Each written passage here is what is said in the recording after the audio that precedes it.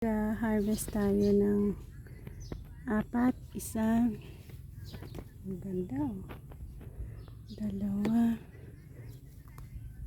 4. So 4 ang ating una nakuha.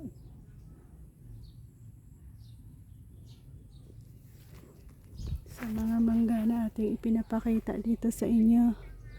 So meron tayong 4 na piraso na unang pinakita. Pwede natin makount yung ilang pa. 1, 2, 3, 4, 5, 6. 6 yan. 7, 8, 9, 10, 11, 12, 13, 14, 15, 16, 17, 18, 19, 20,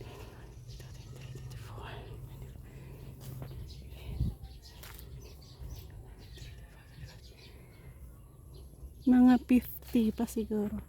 15 piraso pa ang natira. Ganda din naman. Ito ang dami pala. 1, 2, 3, 4, 5, 6, 7, 8, 9. Siyam pa dito. Siyam dito naman. Ganda. Abot kamay lang natin. 3, 4, 5, 6, 7, 8, 9, 10, 11 dito. 20 na. Dito naman. Yan. Kunin din ba natin to?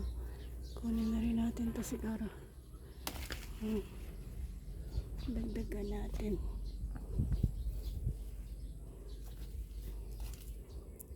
Ito rin. Kaya kukunin na rin natin ito. So nakakuha tayo ng